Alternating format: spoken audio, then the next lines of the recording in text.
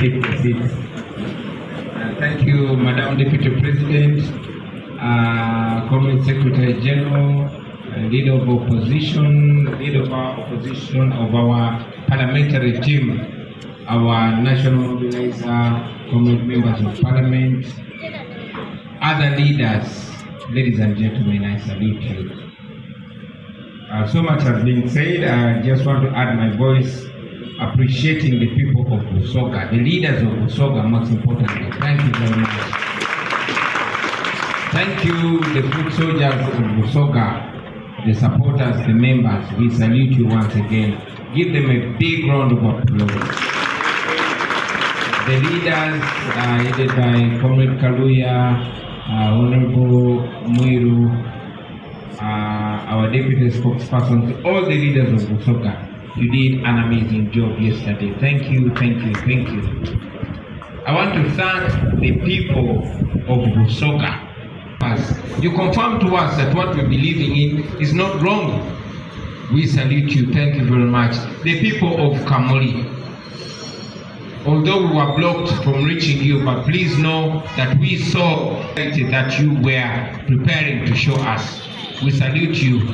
Our leaders were arrested in Kamuli, and I'll talk about that later. But we thank the people of Kamuli for always standing on the right side of history, for always refusing to be slaves in their land. We salute you. Thank you very much. I was not able to address you yesterday, but even the people among our teams that were trying to save the baby were being beat by the police. So shameless, shameful, but that's the country we're living in. But we salute all of you leaders that we were with in Kamuli. My message to the people of Kamuli. Number one, I am coming there and I will reach you by all necessary means. But before we come to you, I want you to know that we are not giving up. I want you to know that what you're supporting is legitimate, is moral. I want you to know that God is on your side, the law is on our side, and the people of Uganda are all on our side. Everybody is struggling for freedom, at least in our lifetime. And we shall see that day, God willing. Don't be scared. These people are scared. You saw that we were able, they were trying to block us from reaching Kamuli. But we slowed down, which turned out to be an advantage because we were able to interact with almost the whole of Busoga, from Njeru all the way to Bupadengo. Buolero, that's near Bupadengo, isn't it? So to the people of, we did not encourage people to take them on, and yet we can. We could, overcome them and go to Busoga, to go to Kamuli. But we decided to be the moral people that we have always been. And I continue to encourage you to be non-violent, to be moral, but to be firm and not to accept to be enslaved on your own land.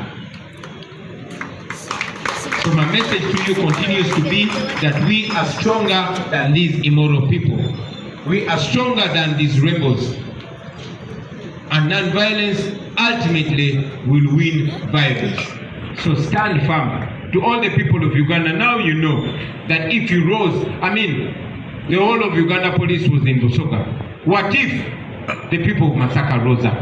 What if the people of other parts of Busoga rose up? What if the people in Kampala rose up?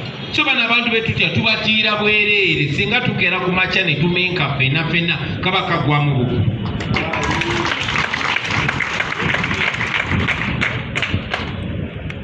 Like I said, we shall come to Kamuli and we shall reach Kamuli. And that will not be very far from now. Yesterday, many of our comrades were arrested in Kamuli alone. More than 20 were arrested. But even before I talk about those, as I speak right now, our brother Bobby Young was arrested yesterday. Apparently, the outfits, the NUP and People Power outfits that we wear are now declared to be military uniforms. As we speak right now, an international award-winning fashion designer called Latif Madoi is in prison because he tailored an outfit for me. I wear the outfit. They are not arresting me because so much media is focused on me. But Latif is in prison and other fashion designers are in prison for making clothes for Ugandans. That is how timid they are. We protest them through music. That's why my music is banned in Uganda. We protest them through fashion. That's why now an international fashion designer that has brought so much pride to Uganda is in prison for tailoring an outfit for me. That is what this regime has reduced itself to. I encourage you to continue morally defying. Not just those, I've already mentioned that yesterday more than 20 of our staff members were arrested, including Sarah Mukisa, our administrative secretary, and the deputy head of the women wing, Rama Juma. Together with comrades like Shafi Adams, like Bobby Rush, and many others. I'm told that this morning they're being taken to court, and be sure that yet another bogus charge is going to be slapped on them. But that is not new with this regime. They one day claimed that they found 2 machine guns in my room. Up to now, I don't know where those so-called machine guns of mine disappeared from. So we will stand firm. We will defy that injustice and we will defeat that injustice, God willing. I will also remind you that just 2 days ago, I went to what is supposed to be the Uganda Human Rights Commission, headed by Ewan Wangadia. In 2018, December, I reported a case and, benefit from their work. But more than 5 years, I was not given a hearing. For the first time, after more than 5 years, almost 6 years, the so-called Uganda Human Rights Commission gave me a hearing.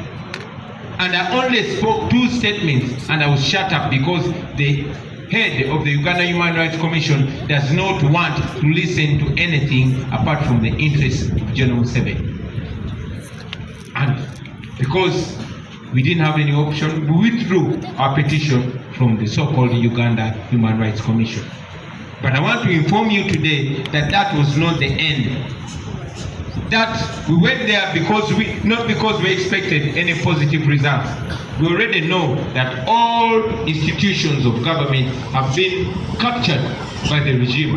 Every institution is serving General Museveni. We've told you before that when you're fighting against General Museveni, you're fighting against UPDF. You're fighting against the National Police, you're fighting against Bank of Uganda, and you're fighting against every other institution of state, including the Uganda Human Rights Commission. So I'm here to inform you that we are going to escalate this matter. Wangadia is not the end. We are going to petition all international human rights bodies, and we are going to seek many other remedies, including sanctions on Madam Wangadia. Because she's supposed to be the chairperson of the Uganda Human Rights Commission, fighting for human rights for Ugandans. But she's the #1 violator of human rights. When the families of the people that were abducted and still missing by the military, she claimed that these people are non-existent. Even when the Prime Minister of this regime came out and owned that she indeed knows where John Bosco Chibalama is, she saw him. Wangadia came out and said Chibalama is a ghost. So Wangadia is also a target for sanctions over violating human rights. Now, coming back to our tour, yes, so many of our people were hurt. So many of our people were arrested. Bullets were flying everywhere, even when we were non-violent. We encourage our people to be non-violent, and that is going to be our way until we win. However, I'm here to also add a voice on what our Secretary General has mentioned. Yes, we've written a protest letter, not because we expect the police to be any moral. We wanted to go on record, and just after this press conference, Our senior leaders are going to deliver that letter to the Inspector General of Police, to his office. And we hope that will shake them to sobriety. But even if they don't, we want to go on record, because we know that anybody that breaks the law will be personally liable. We want to go on record so that the law can go after all those people in their individual capacity. You know what happened to Kaihura, you know what happened to Kandiho, you know what happened to all these other people, but we want sanctions on every other human rights violator, to every other person in office that abuses their office, and we shall get that, inshallah. So, because they blocked us from reaching Kamuli, our nationwide tour has not yet started. We did not go to Bugwedi today because we had to come here and make it clear to the nation, and also engage the police, although we know it serves the dictator. So I hereby announce that tomorrow we are resuming our nationwide tour. Tomorrow we are going to Palisa. We are not breaking any law. We are not doing anything wrong.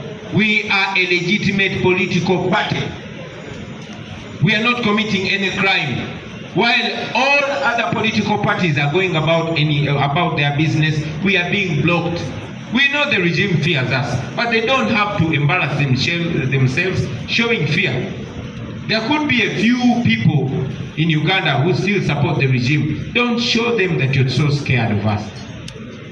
So we are going about our work. Like I said, we're not committing any crime. Everybody else is going up. Every other political parties and other political actors are going about their business unhindered. Why are they blocking us? Even those that are doing illegal gatherings, for example, Museveni's son is a serving military officer who is barred by the law. He's forbidden by the law in engaging in partisan politics. But he goes around politicking and nobody touches him. But the police and the military are all deployed to stop us. We are going to go about our work. You have two options: either to leave us, either to respect the law and leave us go about our work, or engage